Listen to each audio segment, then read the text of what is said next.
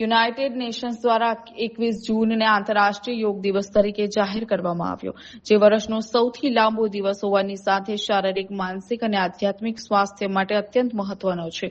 આ નિમિત્તે સમગ્ર વિશ્વની સાથે છોટાઉદેપુર જિલ્લાના નસવાડી ખાતે પણ વિશ્વ યોગ દિવસની ભવ્ય અને ઉત્સાહભેર ઉજવણી કરવામાં આવી.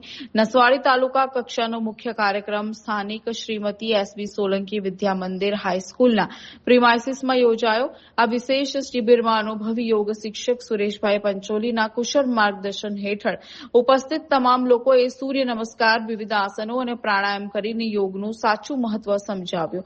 આ કાર્યક્રમમાં તાલુકાના રાજકીય અગ્રણીઓ અને વહીવટી અધિકારીઓ મોટી સંખ્યામાં હાજર રહ્યા હતા.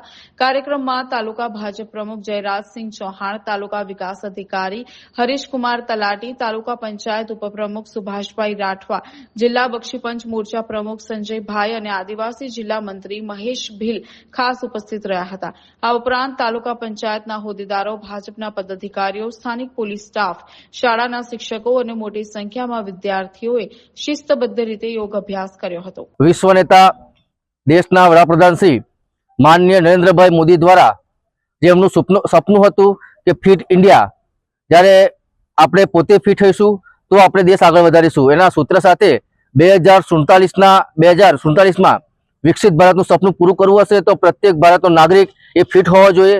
એ અંતર્ગત 12મા આંતરરાષ્ટ્રીય યોગ દિવસ નિમિત્તે આજ રોજ નસવાડી ખાતે એસબી સોલંકી વિદ્યા મંદિરના પટાંગણમાં સૌ પદાધિકારીઓ, ભારતીય જનતા પાર્ટીના હોદ્દેદારશ્રીઓ તથા સહકારી તંત્ર દ્વારા તથા સ્કૂલના બાળકો અને શિક્ષકગણ દ્વારા આજ રોજ વિશ્વ યોગ દિવસ નિમિત્તે આયોજન નસવાડી તાલુકા સૌ નાગરિકો મળીને આ વિશ્વ યોગ દિવસમાં ભાગ લીધો.